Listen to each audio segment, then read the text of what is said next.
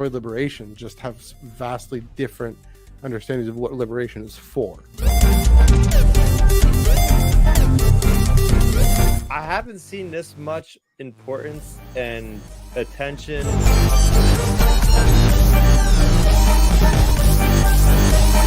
The story itself is a really wonderful, really great setup. Tractor beam has been engaged. Hello, everyone, and welcome to the Tractor Beam Comics Reviews, your one-stop shop for in-depth commentary and discussion on the Star Wars book that came out today. It is Wednesday, April 2nd, 2025. It's the 14th week of comics in 2025, and we're only a few weeks out of the one of the best weeks in Star Wars in 2025. Last year, come up with Star Wars Celebration, just talking about that, talking about Andor, all that fun stuff that's happening. I'm Matthew. He's Chris. How you doing, Chris? I'm doing pretty good. It's what a day to be alive, pop culture. If you're a video game fan, if you're a Star Wars fan, we have a lot to talk about. Yeah, for sure. Also, if you're a fan of that other Star franchise, which I am, another trailer that dropped there, the Strange New Worlds trailer. So really? double trailer day. Yeah. Yeah. Everybody just wanted to drop everything because they couldn't do anything on April Fools, So Maybe. they said, we gotta wait till the 2nd when everybody believes our trailers now. It's true. I mean, the Strange New Worlds one was I mean, Strange New Worlds is can be such a goofy show that it's kind of out there. But anyway, that's a real trailer.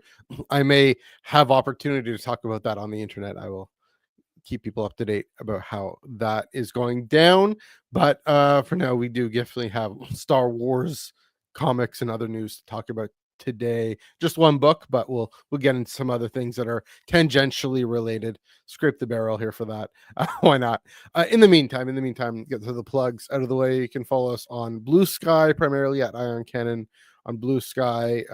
Also Twitter, Instagram, and Threads at Ion Cannon Pod, EYEONCANONPOD, and of course everything Chris is up to, youtube.com/StarRaptor, StarRapter, and Twitter at StarRaptor.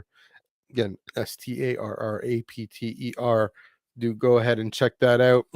If you prefer to listen to podcasts, if audio is more your speed, we will definitely have this up on Spotify and Apple Podcasts shortly after we are done recording. I will throw that up there as part of my workflow. That's how it works here in the biz. And so please do check that out. Tractor Beam Comics Reviews on Spotify and Apple Podcasts.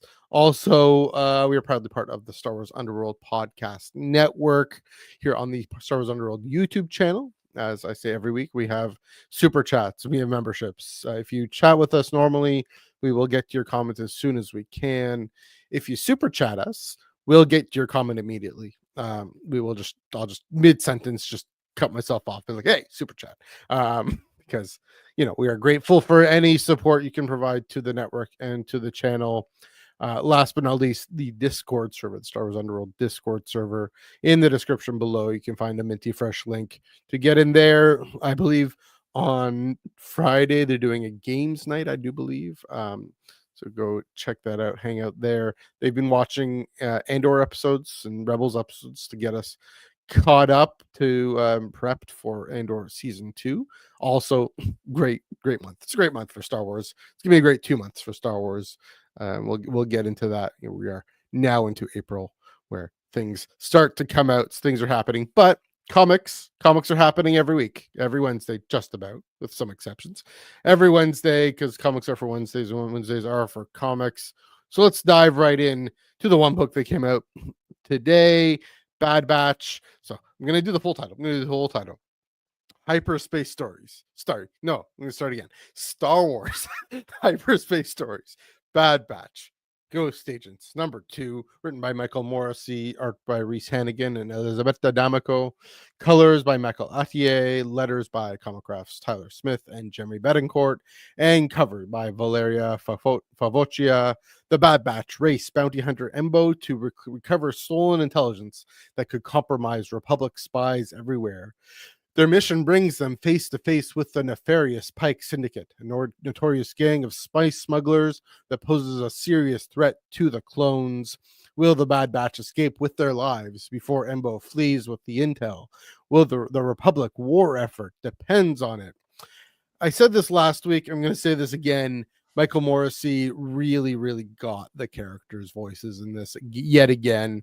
The D. Bradley Baker's different performances, Tech really shines through in this episode, and Tech sadly may be deceased in the show, but in this comic book issue that of course takes place during the Clone Wars. Still, of course, he's very much alive, and he's really guiding the batch through being able to figure out what the Pykes are saying, and tapping them in and navigating what I think is through the Kessel run. That's what they're doing.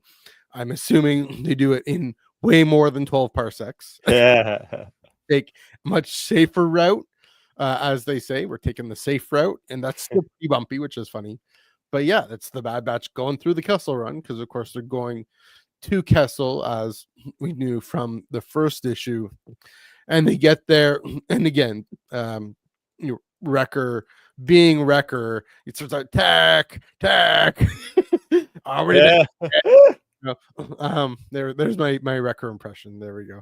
And again, I mean, it helps sure that we've had 3 years with this crew. Mostly 3 years, even including with Tech. We've had, and Michael Morrissey then has had 3 years, and the artists have had 3 years with D. Bradley Baker's performance in our heads.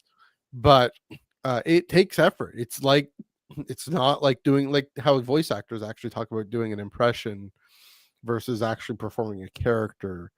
Michael Morrissey, is able to step up and write that character, write original dialogue for these characters. It feels like did he get unused Clone Wars scripts or something? Like he really did that well, and so I'm really impressed by that. I don't know, before I go on, if you want to talk about just the Bad Batch and their voices and their story in this one.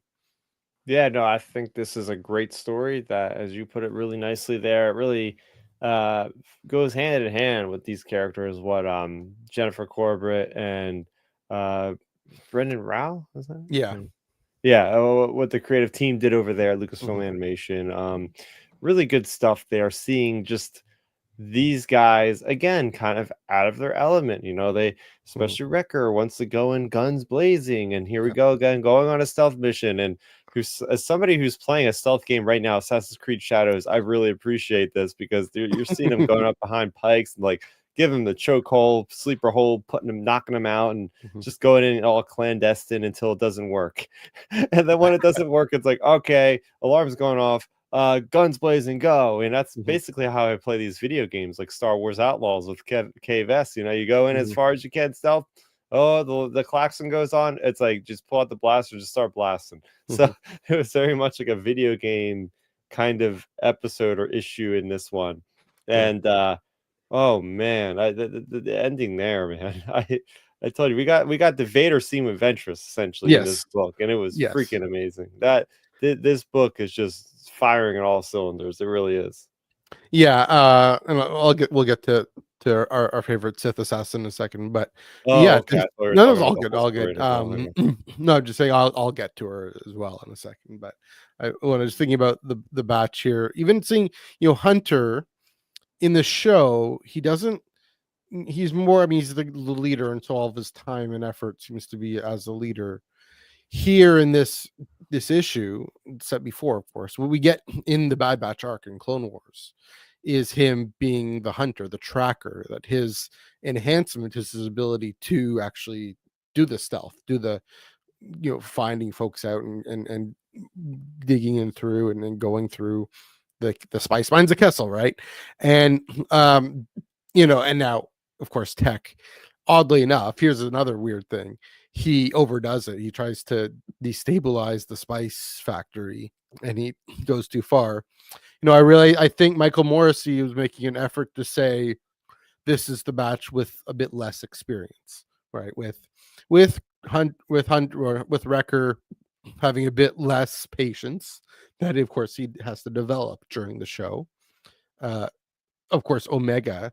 I mean, this is the big point. It's the Bad Batch without Omega, which means that it's the Bad Batch without they have this commitment to the Republic, to the war effort, but without the moral glue for the sake of the next generation, if you will. That, I mean, she's older than them, but she's she's a kid, that ties them together, that she becomes the reason they continue fighting, and the reason that they, they're able to care even more deeply about the galaxy than they do. So here it's kind of before that they're just able to jump into these dangerous situations without considering those things. And again, the lack of experience, Tech later on, he'll be able to get that intermix right. He'll be able to figure that out. Maybe he's almost nervous under pressure, who knows. But yeah, it's interesting. This was an interesting story choice to, for him to make that mistake. But then Hunter is able to get in there and lead the group, or lead the crew as he does, and jump in. And he escapes onto that ship. Was this wild risk that he takes, which is, again, it's good that he's see him taking those kinds of risks that maybe he wouldn't with Omega, with the ship. And then we see the armbands, and we see the red lightsaber, and we know from what is it, issue number 4 on the cover there. Yeah, but if we hadn't, I would already guess that. Sorry, wait, diaphragm. If we hadn't seen that, then we would have had to piece it together, and you and I would have been able to piece it together. But it was this great, I still thought, exciting, mysterious reveal of Asajj Ventress, that we still haven't seen her face in this. We just have her mask. But if you know, IYK, right? And like you said, that really fantastic Reese, Hennigan, Demico, and Attier doing this amazing lightsaber combat job. Drawing that really felt dynamic. Wait, sorry guys, we gotta have some water. Dynamic, had a lot of movement to it, even though it's a comic book, and that's true of this whole issue. Again, it felt like watching a Bad Batch episode or Clone Wars episode. They really nailed that feel, even though it's for an all ages young readers. You really nailed that feel, that excitement, that energy that the show has, transferring it not as an adaptation but as an original story into this two-dimensional art. And so like we get that really exciting, formidable, this is still Ventress when she's with Grievous, or with Dooku. Grievous, but with Dooku, and we don't know what she wants here, but definitely trying to making in cahoots with the Pykes, as separatists tend to do. So so that really great reveal, really great moment, really great, again, the way Hunter says we have a problem. And our problem just got worse, because she throws the pike against the wall. That moment, that was like, oh, she's this is force sensitive. Oh, right, okay, there's the clue in. So again, really well built up by Morrissey and crew. So those are my thoughts on Ventress. What were your thoughts on her reveal, and then how she's used in this issue? Yeah, no, her reveal is fantastic. It brings back Rogue One feelings. And it's just like the way that cuts to black, and it's just a mysterious feeling, this mysterious kind of thing happening. And then you have her just completely decimating these Pykes, and who's the captain? I'm the captain now, kind of thing.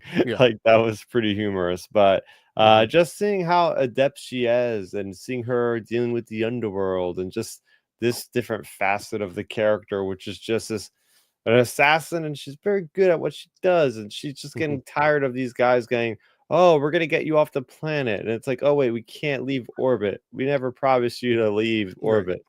And that's when she takes matters into her own hands. So it was really cool to just see her just being a dark side user. We don't get to see that much. We don't get to see a red lightsaber foe just going crazy. The last time we see something like this was probably the Stranger and the Acolyte or something in episode 5, just going just go crazy with that sort of thing. Going ham. Being formidable. And of course, everything we know about her already, the weight of that, again, it's earlier, I mean, it's not earlier than we encountered, but earlier we've seen her since. Yep. It's also a fascinating choice to bring her in. You know, wonder where in the development of this story was. I mean, I talk about us having the 3 years of the show, but she shows up in the show. If we would go rewatch those episodes, that's gonna hit a little different, as paper canon tends to do with these. Oh, they've encountered her before. Now they may not be able to recognize her. We'll see how she's used in the next 2 issues. But really good. I mean, really good job nailing the balance. Another great thing about this book, really nailing the balance of saying, oh my gosh, it's Asajj Ventress. She's amazing, but it's still a Bad Batch story. It's still closer, and it's through the eyes of the Batch, and especially seeing Ventress through Hunter's eyes. Again, we later on we see Ventress through Omega's eyes, and it's after everything she's encountered with what's his name, the Jedi. I keep on blanking on his name. The Jedi she falls in love with. Like Quinlan Foss? Yeah, Quinlan. Everything with Quinlan. You know, in that novel where she supposedly dies. Dark Disciple. Yeah, Dark Disciple. But you know, really great novel, really great story. You know, I'll be curious to see, you know, how much of it is written looking forward to that, because I know often they want to keep that out of their minds, the authors, when they're trying to say, okay, what's the character doing in this moment? But I don't know, like, what do you think of how using Ventress will, you know, connect with the rest of the issues, with what we've seen with her in the Bad Batch already? No, I don't think it's really gonna connect the whole lot. I think this is meant to be just a one-off story. I wouldn't expect to get her back story fleshed out a whole lot in this. I'll be honest. I think she's just one of the villains they happen to have in this timeline. So why not use her? Why not use her? It's you don't. I mean, you have Grievous, you have Dooku, you have Palpatine, but you know Ventress is off doing a lot of missions. It would make sense that these guys would run up against the agent of the Separatists at some point. Yeah, no, that's true. Makes sense that it won't connect too much. One thing I want to ask Michael Morrissey is okay, why Ventress? You know, yeah. Again, maybe we'll find out. Hopefully he shows us that. So through the story, show not tell. Then we can interview him and he'll tell us, hopefully. Yeah, so those are my thoughts. Any further thoughts on Bad Batch Ghost Agents number 2? Oh yeah, I want to give a shout out to who's often in chat here, Tyler Smith and Jimmy Betancourt. Probably the best lettering and speech bubbles I've seen in a Star Wars comic book. I'll be honest with you, straight flat out. Like it. The reason why I say that is sometimes it's just part of the story, and it's serviceable in a way where it does its job and it's part of it. This one actually got me to really look at these letterings and look at the speech bubble design of. I'd even pick this up the first time I read it. Like the idea that like Hunter's helmet is there with his speech bubbles and Wrecker's, and then you know you have Wrecker at one point screaming tech, and it's like the lettering is like extruded outside of the bubble itself, and it's in a vertical manner, so it felt like he was like screaming falling down or something. It was like really creative with the orientation of what was happening with the way the text was displayed. And I got to shout that out because again, I don't often really notice it. It does its job. I'm reading through it. It's telling me the story without taking too much away from the actual artwork. Whereas this one actually enhanced the artwork and the story by the way it was actually contextually done. So bravo to, I know Tyler listens to this and everybody else involved with that. It was an awesome job by Dark Horse's team there. Again, tech. Yeah, that was great. Are we there yet? Kind of thing. It was good. Yeah, it was a great job. I agree. And again, the idea of having the masks there, even if they're not in the masks, in their helmets on the such a good idea. Yeah, just so we can just know who's talking. Because D. Bradley Baker, I mean, he changes his voice so dramatically. But yeah, on this, I have D. Bradley Baker reading this in my head. but he's not actually in it, so we need him. That'll be great. I want to hear him act these out, kind of like how Anthony Daniels did that 3PO one shot. Mm-hmm. Now I want to hear D. Bradley Baker do this one. There you go. All right. Speaking of tech, we have speaking of the Bad Batch. Speaking of tech, we have some news stories that are very tangentially related to all this, but I just wanted to get through them, get into them. Kind of scraping the bottom of the barrel here a little bit, but this just came up, so I feel like sharing it. Why not? Is it gonna show? Is it gonna show? Never mind. Maybe not. Let's see. Let's try this again. Oh, never mind. It's not gonna work. Yeah. Tech lives apparently. So we have I'll try showing this again. It worked before. There we go. So this is Michelle Ang, who voices Omega, and she's wearing a Tech Lives shirt. This is at a convention, I think in Melbourne or somewhere. So anyway, that's just funny that this comes out just as the comic would come out. I'm certain has nothing to do with the other, but I don't know. What was your very quick thought on this? I mean, it's like, this is obviously a riff off of Ahsoka Lives, Mm-hmm. and there was some credence behind that. But that was only because, well, it makes kind of makes sense because you would have Ashley Eckstein wearing it, and then she did live. So, Was but Dave no, Filoni he was is wearing really right? dead though. I mean, he fell from like 500 feet. They Yeah. crushed his goggles. At that point, he wasn't in the after credit scene. Why would he actually not be there at that point? They could have rescued him. It seems a lot less plausible than what we were doing with Ahsoka, although she seemed pretty much dead at that point, but she is part of the Force, more of an attunement, whereas he is just a soldier. So we're gonna see. I have some more things to say about this with a couple other news stories. Sure. But yeah, it was, I think it's just a fun laugh. Yeah. If anything, he lives on in this comic. Yeah. I said earlier. There we go. Technically, there we go. All right, enough of that. But also speaking of our favorite Jedi assassin, Sith assassin, eventually. It's doing a bit of an eyes on screen here, calling a bit of an audible sort of. Just want to get into this. We do have some comics news at the end to talk about here, but do want to get into this because it just happened today, just dropped today. The trailer for Tales of the Underworld, this new series of shorts featuring Asajj Ventress and Cad Bane, dropping on Disney Plus on May the 4th. So this is continuing the Tales of the Jedi and Tales of the Empire. It's now Tales of the Underworld. Hopefully that gets people eyeballs on this channel. You never know. Hey, Star Wars Underworld, Tales of the Underworld. Who knows? Probably not, but you never know. Yeah, but we saw this. I mean, we expected something like this. Something, clearly again, Ventress showing up in the Bad Batch, Cad Bane in Book of Boba Fett. To see them continue, I'm mostly happy to see just that animation style, that Clone Wars animation style continue. And we have a bit of Ventress's backstory. I mean, in paper canon through Dooku Jedi Lost, to see, really the trailer really focuses on what she's up to afterwards and continuing the story of, from the Bad Batch. She has the longer hair.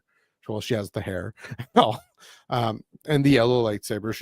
She's clearly the way the actor performs her voice. It's a lot softer and kinder. Like, I don't want that life anymore. So yeah, this is curious. She has this new companion, kind of Padawan kid that she picks up with the blue lightsaber. Yeah, it was exciting. And then of course, Cad Bane is Cad Bane. That one is going to go into his backstory with this childhood friend that he has, and I doubt we're going to get the Boba Fett duel, but that will be something. We got that, but I think they kind of did a bit of a fake out because his friend is green, and so it's like suggesting it, kind of get people excited, or get people to think about it. But yeah, it's not. So I'm more excited for the Ventress story. Frankly, I really, again, as you know, we just saw with Michael Morris's comic here. She's such a compelling character. Everything, those Clone Wars arcs that weren't used, that Katie Lucas, or was it? Yeah, it was Katie Lucas turned into, or the Katie Lucas arc scripts that she wrote. That it's Christy Golden, right? Who made the novel out of it. Great novel. Really, yeah, really moving story. Kind of a piece of with the Mary Allen Padawan. Why am I blanking on her name? The one who bombs the temple and like Ahsoka gets accused of it. Oh, Barasafi? Yeah, Barris. You know, similar sort of heartbreaking, tragic story that has redemption. Redemption in the end, I think, and with Ventress, a little different story, but you know, the Force moves in mysterious ways. So I'm looking forward to this. May the 4th. That's going to be a Sunday, May the 4th. So I'll probably watch that with my breakfast, and then and then enjoy the May the 4th festivities on that day. Interesting that they're releasing it on the day. I mean, they released the first episode of the Bad Batch just in 2021, was it? On May the 4th? Yeah. Yep. And so I guess it's good to see them officially really celebrating the day. Well, they did it last year too, right? They did Tales of the Empire on May the 4th. Yeah. Okay. Yeah, that makes sense. So there you go. You've seen the trailer, you've seen the news. What do you think of Tales of the Underworld? Yeah, I'm more excited definitely with the Asajj Ventress storyline. I feel like that's cool because it's got the elements of the Force and bounty hunting. Yeah. Because I'm like, wow, she actually has a Jedi survivor. You know, this kid with a blue lightsaber, and they're dealing with the Empire. You see the stormtroopers, you see the Inquisitor. So yet again, we have another kind of Barasafi type thing that we've seen from Tales of the Empire, like Inquisitor, Force User, Order 66. So it's cool. I can't get enough of those storylines. Maybe we'll see like a connection to the hidden path at some point, perhaps. Cad Bane, I'm like, really, like, I feel like he is so overdone at this point. Like he's in every single bounty hunter thing. I'm just like, you could have used Dengar. You could put a Violent Valence in there. You could have put anybody, but you put Cad Bane again. It's like, how much more can we really like get out of this character at this point? He's in everything. He's in Clone Wars. He's in the Bad Batch. He's like, it's like every era at this point. The Book of the Boba Fett. You know, it's like, if they're gonna do something, like do the Jango Fett story then, because at least we would get Jango Fett like like him like running around with Jango Fett. That would make me more excited than just, oh, it's another Duros. Like that's not that interesting to me. I don't know. It definitely, the one appeal there is it's peeling back the layers because he has such a tough skin, but clearly so many layers behind him that we've never explored. I do get what you mean. He is in a lot of stuff. Give us Chelly. I mean, there's a way to bring her in on screen. Is for Chelly. Give us Chelly. She's also over here. Yeah.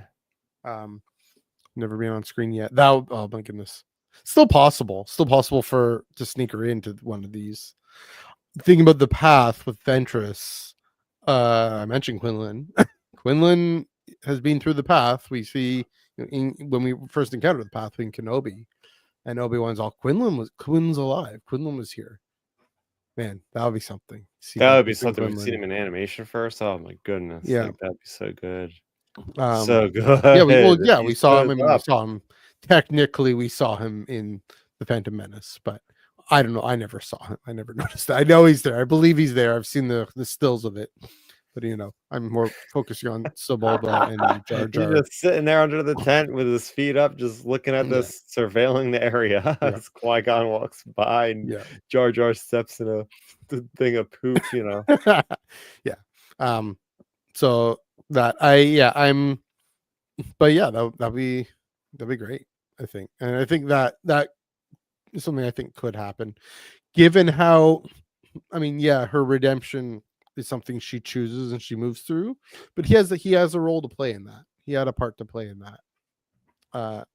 Goes off into this weird deep end thing where he goes in with Dooku and the dark side. It was very strange. That was a little, not very strange. That was a little strange, that part of the story. That but was awesome. it was That cool, was but it was so also epic. strange. It was like one of the most epic Star Wars stories in canon yet. Like this whole epic Yeah. of this Jedi Mhm. falling to the dark side. This main Jedi master falling to the Yeah. dark side, working with Count Dooku, these endless battles, and then just this whole. Oh, it's so good. I got to read it again. Yeah. Again, I felt it was a little weird, but maybe because it's like, oh yeah, a master being so easily. Is it maybe kind of it's interesting that it just got a bit of a tangent here, but it kind of goes on, the uncertainty, the gray area of, is he faking it? Is he still undercover? Is he so deep undercover that he actually starts to believe it himself, kind of thing, which is interesting, and it's a cool genre thing. Yeah, so Dark Disciple by Christy Golden from scripts by Katie Lucas, the Katie Lucas. But yeah, great to see Asajj Ventress coming back. I do want to see. I want to see some sort of reference to that, because I mean they had to deal with the fact that she's still alive, which they did. But yeah, so there we go. All right, any last thoughts on this Tales of the Underworld trailer before we move on to some actual comics news? Are we talking about Celebration at all on this show? Because I do want to. I'm wanna- going to call an audible. It's on the notes, or I don't have anything prepped, but I'm going to call an audible to talk about one thing on Celebration. I mean, we can talk about Celebration as because well. it'll tie into this right now, so I'll Okay. just mention it. Yeah. I find it very interesting. All right, I'm going to get on my little soapbox here. I find it very interesting Mhm. how just a little over 2 weeks they're giving us an announcement of a new animated series. And now, granted, I mean, it's like clockwork. We get another year goes by, another Tales series. So I think we were all going into that Lucasfilm animation panel on Friday, the 18th of April, going, "Oh, they're definitely going to share news about that." Yeah. But why do that now, right? Why not just save this trailer for the audience there in Japan, Yeah. waiting for new content that we've been starved of with animation since the end of Bad Batch, not knowing what the uncertainty, everything. Mhm. Well, I think it's because it's all a big idea to get this out of the way, so the real big announcement comes through, and it's really going to shock people. They want to clear the runway of this Interesting. show, and maybe they'll make a passing glance and be like, "Oh yeah, and this year we have this coming," but that's not all. And then they'll spend the last like 20 minutes talking about a brand new series with Hera. You got Vanessa Marshall; she's out there doing stuff at Celebration. She's going to be returning as Hera. You got Omega. You know, she's I think going to be around that area. Got her on stage. Have that original trilogy, and this was I was talking about on Yeah. Outer Rim Transmission, my podcast on Sunday night. Let's just go ahead and just make a whole new anthology during original trilogy era, similar to the Clone Wars. Interesting. Have 4-episode arcs, different characters. Yeah, you can get your Clone War, you can get your Clone Uprising with Cody and all those guys. You can get your 4-episode arc of maybe a continuation of Ventress with what continues after these 3 episodes she gets in this. You can get your path stuff there. You can get so many other like little things. You can get a Luke Skywalker little side story in there somewhere. I think they have so much potential that they could be potentially squandering if they don't tap into that same thing that made the Clone Wars so great, and how it fleshed out the prequels so well. Do the same thing with the original trilogy. I feel like now that, and this kind of I just said about Asajj Ventress, but the idea that now like her story is sort of continuing in the Tales series, which would have been my first guess at what this ongoing would have been. It's like maybe she would be the titular main character in whatever the ongoing is, but now she has her own little thing with Tales. So I mean, heck, anything I think is open. They could have a Omega story they could announce, or they could even go very bold and have that animated Luke Skywalker story people have been looking for in between Return and the right and Force Awakens for years and years and years now with the Luke Jedi Academy. I feel like that's even more on the table now. But I do feel like it's even more of a stronger possibility that they are going to blow the roof off of that convention and announce something really huge with animation if they're getting something like this out of the way already. I hope so. I think a few things. I'm of two minds there. I hope so, and it has a good shot, just given how animation has taken over conventions. I mean, was it Rebel season 3 took over Celebration right that year? Yep. Pretty much. It was it Chicago, I think. 2016 Or it was London. Yeah, I London. remember. I wasn't there, but I remember watching a live stream. Yeah, me too. And it was like, wow, Thrawn. Okay. That being said, I think I don't know, like just with Lucasfilm and what they're ramping up to versus what they're dialing down. They're definitely focusing on films, focusing the energy on films. Their marketing, their operations just doesn't seem to have the kind of mojo that Marvel does. I mean, Marvel's slowing down a little bit. I don't know. I hope so.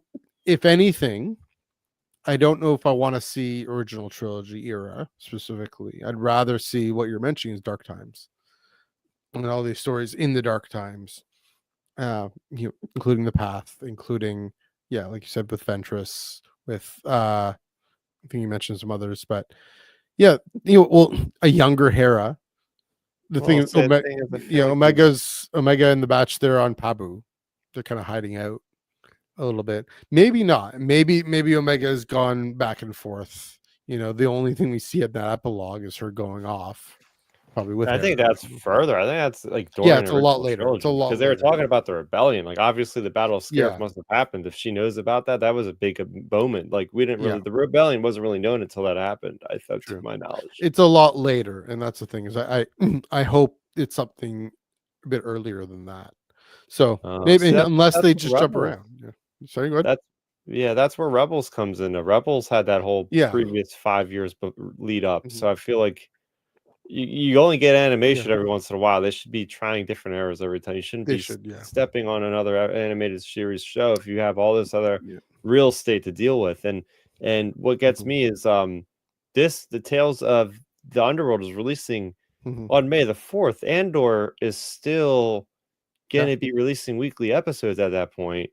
So what are they expecting the fans do? To just wait for a year and a half for Ahsoka? Like they're investors or shareholders, whoever. You're going to make sure that there's some kind of Star Wars content that's happening between now and Ahsoka. Yeah. And animation, those guys have been working on for some 3 years, and it's not just 6 episodes of a short series, right? Like if I leave that convention not knowing the next animated thing, I think everybody's going to be disappointed. Vision season 3, when's that coming out? What's up? Vision season 3. Oh, well, I mean, when's that coming? Only they usually drop those all in one day, though. It's not like that's going to be an ongoing thing either. You know what I mean? Vision volume 3. I don't think we have a date on that. I think they just said spring or 25. Something. Yeah, so it's probably coming out soon. Again, I agree. You're making a lot of sense. That there's got to be something. I'm just kind of pulling the Rayside rule, but TV edition now. Like I'll believe it when I see it. Because a lot of the things about this celebration have been a bit of a letdown.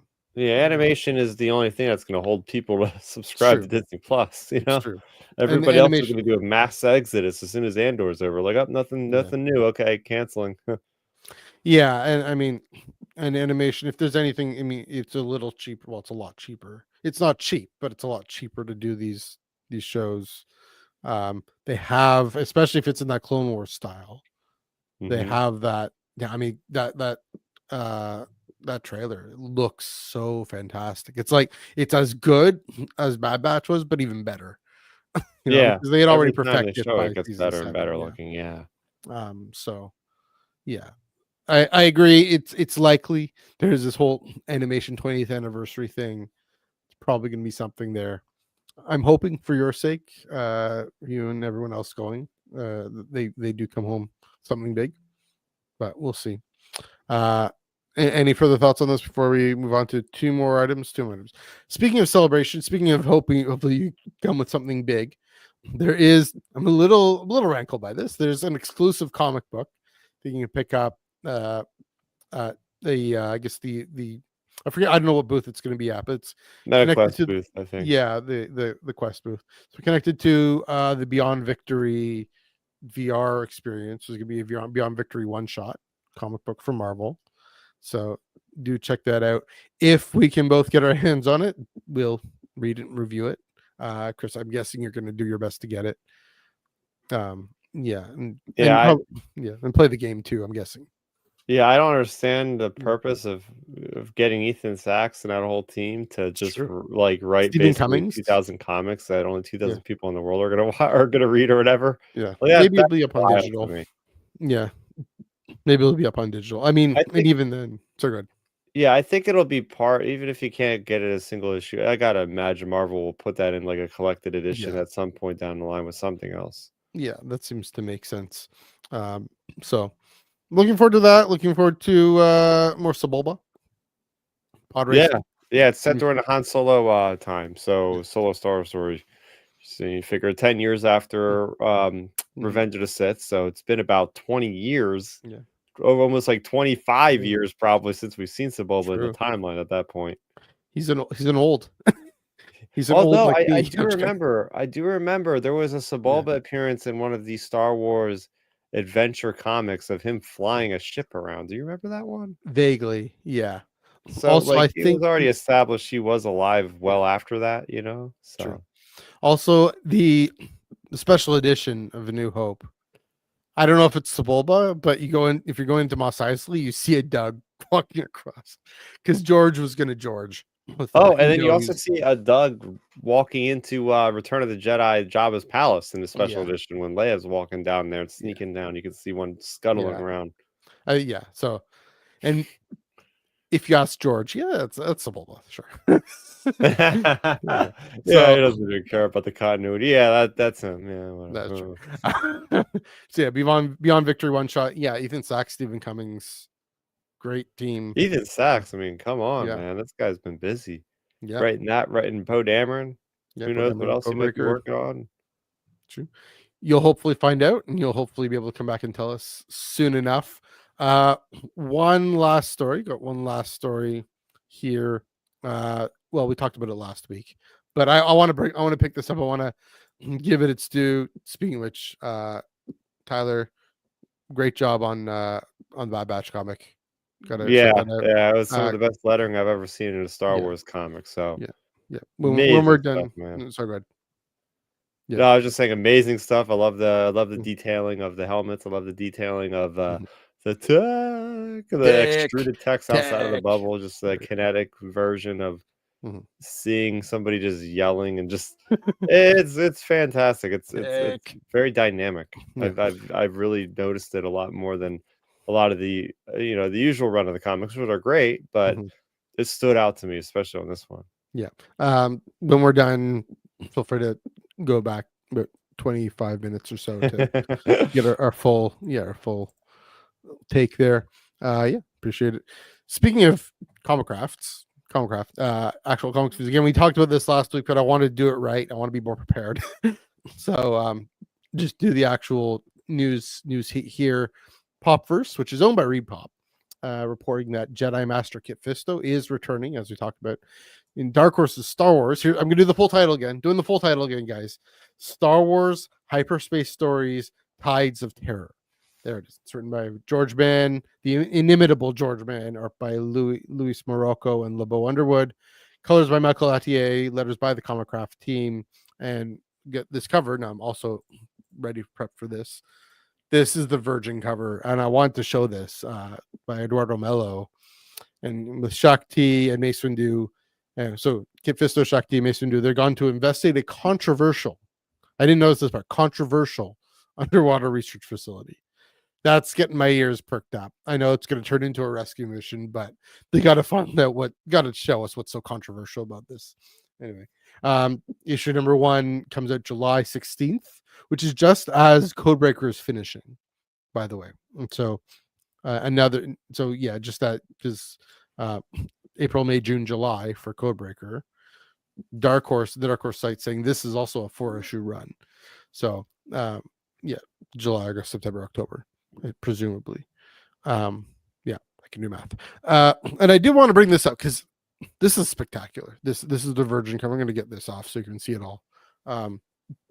just look at just the detail of the water and the rocks and whatnot. One thing to note, I mean, it's definitely in the actual cover, it says Star Wars Hyperspace Stories up top, and then has what is it called? Tides of Terror on the bottom. And so definitely continuing that theme, the kind of the form of these covers. But look at that detail of those rocks by Roberto Mello, really spectacular. We know Michael Attier can bring it.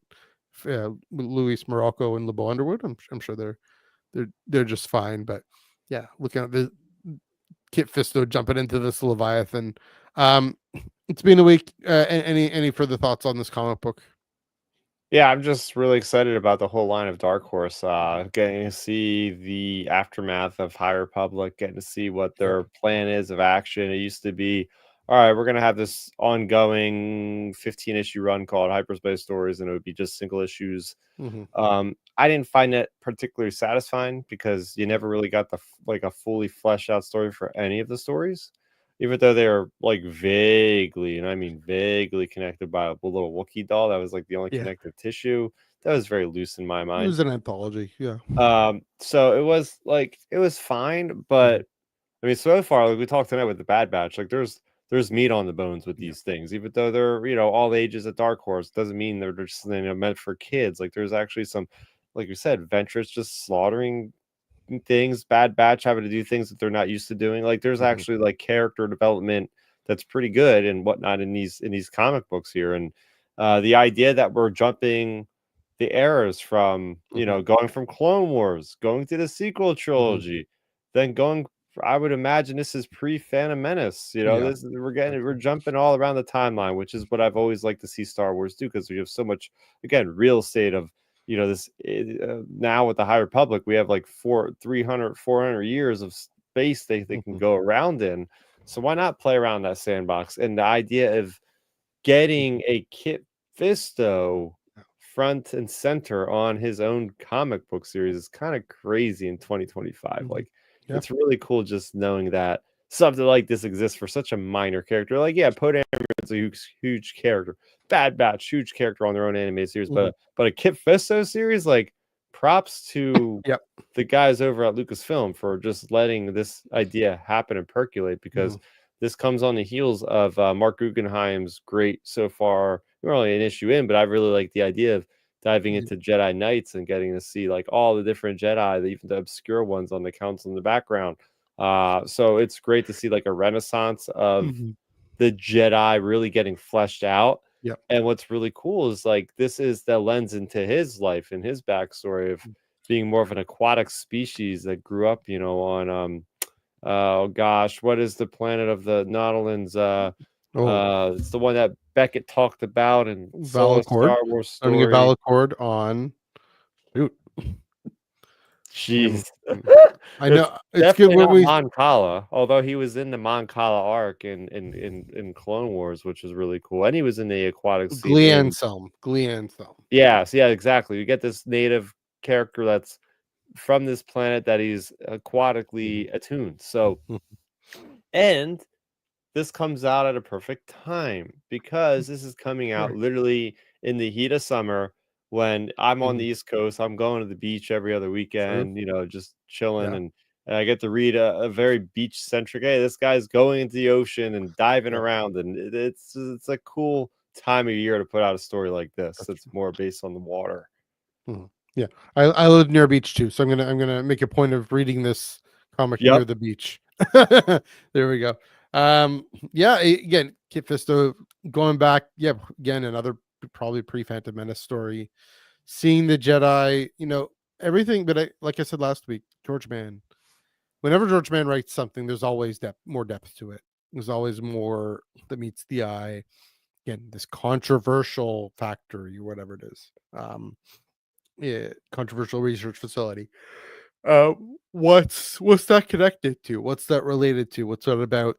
How does that and how does George Mann use that? Like kind of like how he used Reith Silas, right? How does George Mann use that to bring out this character that we only sort of know this challenge that he has to face. That he's uniquely skilled, uniquely capable of it. I mean, there's almost this thing of representation and having what's the word I'm trying to say? His unique skill set that can really make a unique contribution to what the Jedi are doing. Again, that we only saw in the Mount Cala arc, which was spectacular in Clone Wars, but we haven't seen this much of this aquatic thing. What we did see, for example, last week we talked about, sorry guys, Gal Tarpfin luring all the Nile to the water and yoinking them down, that kind of thing. Where you aquatic species that are in Star Wars, and there's a whole bunch. There's a few prominent ones, of course, Moncala, Quarren, and Nautilus, but it opens up a whole different mood and storytelling. And here, we have him leaping up against this Leviathan. It's really exciting movement. Gonna be fun for kids, gonna be deep for adults. It's what you want in an all ages comic. So definitely looking forward to that on July 16th. Again, also, like you mentioned, Hyperspace Stories, another 4-issue run that they're really building up these anthologies. Again, this is gonna be the third one, right? The third one we've gotten. I'm looking forward to. There got to be more after this. I mean, Michael Lane even mentioned just how well the Bad Batch one is selling. Looking forward to Codebreaker. So there's got to be more. I mean, you talking about the new animated series. What another way to dig deeper into different eras of the timeline. Again, like you were saying, the one issue, those one shots, effectively, of Hyperspace Stories didn't really dig that deep. This one can, and it again, 2 issues into this whole initiative of anthologies from today. Don't forget either. They have the original graphic novels, OGNs, with the Qui-Gon one, which I finally got also in by physical George form. So I'm looking forward to actually one day reading through that now physically, because that also did a really good job of breaking down the relationship between Qui-Gon and Obi-Wan, and like Qui-Gon through the years with Count Dooku, and then looking at the Brotherhood of the Ninth Door and seeing how these guys are Darksiders, but not necessarily like evil. Like there was a lot of good groundwork that George Mann did in that one as well. So so far in 2025, Dark Horse has been crushing it, even sometimes better than Marvel in my eyes. So you can't shake a stick at these guys because they're all ages. These are great books. Oh, sure. And again, George Mann, he's quickly becoming one of my favorite authors in Star Wars. Full stop. So looking forward to more. Few more things. I don't know if you have any last thoughts on this one. We're good. A few things to note. Sorry, I have to take that down. We are 3 Jedi adjacent books came out this week. Jedi adjacent, Star Wars adjacent books. Got to mention Alyssa Wong's Psylocke number 6. Oh, Psylocke. Charles Soules and Steve McNiven's Daredevil Cold Day in Hell number 1. Wait, what? And he's writing the Daredevil comic. Is that a tie into like the actual show that's on air? I don't know. I don't think so necessarily, because I mean it's in the Marvel Comics universe. Okay, is it a one shot or is it like a new miniseries? I don't quite know. I should look that up. But because I stopped reading the Daredevil ones as soon as Charles Soule stopped writing them, and I haven't picked them up since. So maybe I'll pick that one up. So Steve McNiven, for Star Wars fans, he's the one that did the prelude to the War of the Bounty Hunters. That guy right there. Yeah, the black Boba Fett is his design. Yeah. So check it out. So those are both from Marvel, and then Charles Soule's creator owned Lucky Devils number 3. That's a fun series. That's from Image. That's a fun run. I recommend checking that out as well. I will check out all 3 of those. They're at your local comic book shop. There. Last but not least, next week, Jedi Knights number 2, as we mentioned, with Bart Guggenheim. That is next week. We'll read it. You're going to be in Japan. And so just because there's just one book, so I'm going to we're going to take a break next week. We are going to maybe talk about this one. We'll talk about this one when you get back. Then the week after is just Legacy of Vader. So we'll bring Joel on for that for the 16th. Oh, okay. And then there are no books. So just going through the schedule here. April 23rd, there isn't anything. Makes a lot of sense because you figure like a lot of Star Wars fans are going to be out traveling. It's like let's give these guys at least a week break, and then they can come back and not be overwhelmed by too many Star Wars comics that they missed in the meantime. So although good on them, because I won't be too overloaded. I'll have like 3 comics I'm missing by the time I come back or something like that. Just the 3. Just 2. Oh yeah, that's not bad.